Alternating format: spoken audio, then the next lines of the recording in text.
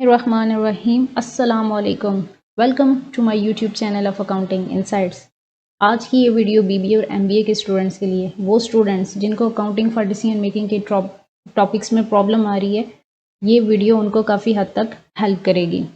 जो टॉपिक हम इसमें डिस्कस करेंगे, चैप्टर डिस्कस करेंगे, चैप्टर नंबर 7 है फाइनेंशियल एसेट्स, जिसमें टॉपिक जो चूज़ किया है मैंने वो है अकाउंटिंग फॉर मार्केटेबल सिक्योरिटीज़। हम सबसे पहले देखेंगे कि मार्केटेबल सिक्योरिटीज़ क्या हैं और इसकी अकाउंटिंग में ट्रीटमेंट क्या होती है। Marketable securities include shares, bonds and treasury bills etcetera. Shares में हम कंपनी के शेयर्स खरीद सकते हैं। अब शेयर टाइप जो इन्वेस्टमेंट होती है उसके ऊपर हमें डिविडेंड मिलता है रिटर्न के तौर पर। बॉन्ड्स में हमें इंटरेस्ट मिल रहा होता है। ट्रेजरी बिल्स जो हम गवर्नमेंट से परचेज करते हैं उस पर भी हमें रिटर्न मिल रहा होता है। जब हम बात करते हैं मार्केटेबल सिक्योरिटीज़ की अकाउंटिंग ट्रीटमेंट की, तो इसकी अकाउंटिंग ट्रीटमेंट बेसिकली हमारे पास जो है वो 4 डिफरेंट कैटेगरीज के हिसाब से आ रही होती है। यानी देयर आर 4 बेसिक इवेंट्स होते हैं जो इन्वेस्टमेंट से रिलेट करते हैं। हम इसे जो मार्केटेबल सिक्योरिटीज़ परचेज करेंगे, सेल करेंगे, तो वो किस फॉर्म में उसका जो है वो पैटर्न चल रहा होता है, वो हमने देखना है 1 to 1।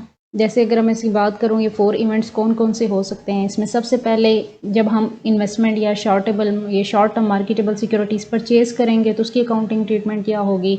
फिर जब हमें इसके ऊपर रिटर्न मिलता है डिविडेंड की फॉर्म में या इंटरेस्ट की फॉर्म में, तो उसकी अकाउंटिंग ट्रीटमेंट।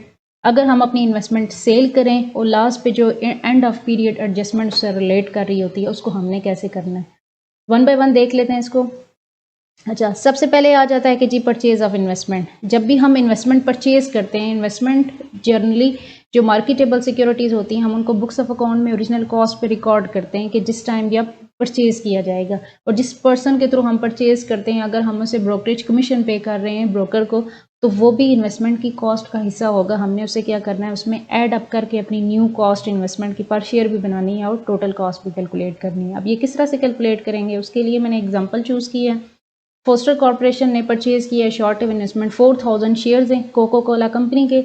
1 दिसंबर को परचेज किए गए और 48.9 पर शेयर जो है वो एक शेयर की वैल्यू है, जिसमें वो बता रहे हैं कि जो ब्रोकरेज कमीशन जो चार्ज हो रहा है वो $80 है, वो भी ऐड किया जा रहा है। तो हमने इसकी अकाउंटिंग ट्रीटमेंट क्या करनी है, हम सबसे पहले 1 दिसंबर को इन्वेस्टमेंट परचेज करने की एंट्री करेंगे।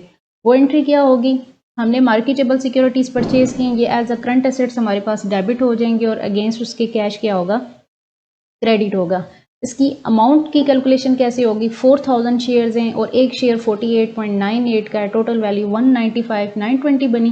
प्लस करेंगे जो हमने इसमें $80 कमीशन पे किया, तो यूँ हमारे पास टोटल वैल्यू आ गई 196,000। एक शेयर पहले 48.98 का था। अब हमने क्या करना है, शेयर की न्यू प्राइस कैलकुलेट करनी है एडजस्टेड प्राइस के। अब हमारे पास एक शेयर हमें कितने में पड़ रहा है, तो हम 196,000 को डिवाइड करेंगे जो हमने नंबर ऑफ शेयर्स 4000 परचेज किए हैं उस पर, तो यूँ यानी हमारे पास एक शेयर बना 49 पर शेयर का। तो ये उसकी पहली एंट्री इन्वेस्टमेंट जिस टाइम हम परचेज करेंगे, तो ये जर्नल एंट्री रिकॉर्ड करनी है इस तरह से। नेक्स्ट, अब जब कुछ टाइम बाद 1 मंथ बाद या 15 डेज़ के बाद अगर हमें हमारी इन्वेस्टमेंट पर रिटर्न मिलता है in the form of dividend या इंटरेस्ट, तो हमने उसको कैसे रिकॉर्ड करना है।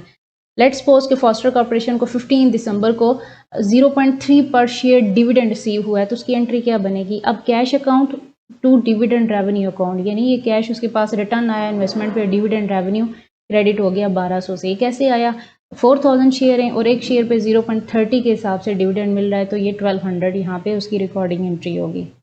नेक्स्ट चीज़ आ जाती है, अगर हम अपनी इन्वेस्टमेंट सेल करें, तो इन्वेस्टमेंट सेल करते हुए 2 पॉइंट्स इन्वॉल्व होंगे। या तो वो हमारी इन्वेस्टमेंट गेन पे सेल होगी या वो इन्वेस्टमेंट हमारी लॉस पे सेल होगी।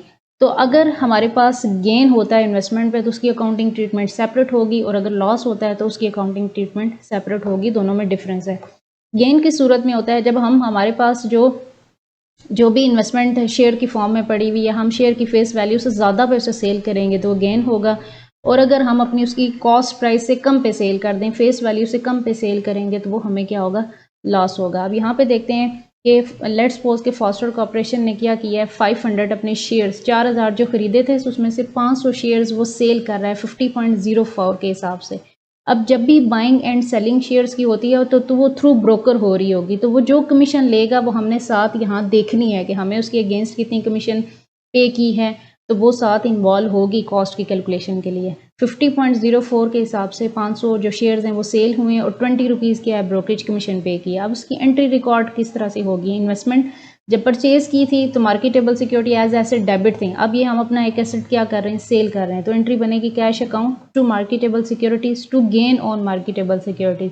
गेन कैलकुलेट कैसे करेंगे? 500 शेयर्स हैं, 50.04 के हिसाब से कैलकुलेट हुए, उसमें से जो 20 हमने कमीशन पे किया वो माइनस कर देंगे, यानी 25,000 हमारे पास हमारी मार्केटेबल सिक्योरिटीज़ को सेल करने से वैल्यू है। जबकि हमने देखना है कि यही शेयर्स हमारे पास हमारी जिस कॉस्ट पे हमने परचेज़ किए थे ओरिजिनल कॉस्ट में कितने के बनते हैं। हमारे पास एक शेयर की बुक्स ऑफ अकाउंट में प्राइस चल रही थी 49, तो 500 शेयर्स 49 पे बनते हैं, यानी 24,500 के। इट मीन्स कि 500 हमें यहाँ पे गेन हुआ है इन्वेस्टमेंट पे। सेम कुछ टाइम बाद फॉस्टर कॉर्पोरेशन क्या कर रहा है? मजीद अपने 2500 शेयर सेल कर रहा है 48.01 पर शेयर के हिसाब से, और 25 उस पर क्या हो रहा है? डॉलर ब्रोकरेज कमीशन पे हो रहा है। अब इसकी एंट्री किस तरह से रिकॉर्ड करें? होगी कैश डेबिट होगा। लॉसेज आपको बताएं, लॉसेज हों, एक्सपेंसेस हों, डिस्काउंट हों, ये हमेशा डेबिट होते हैं। तो loss on sale of marketable securities debit हो गया, और मार्केटेबल सिक्योरिटीज़ को फेस वैल्यू से हम क्या करेंगे? क्रेडिट कर देंगे। अब लॉस की कैलकुलेशन कैसे होगी?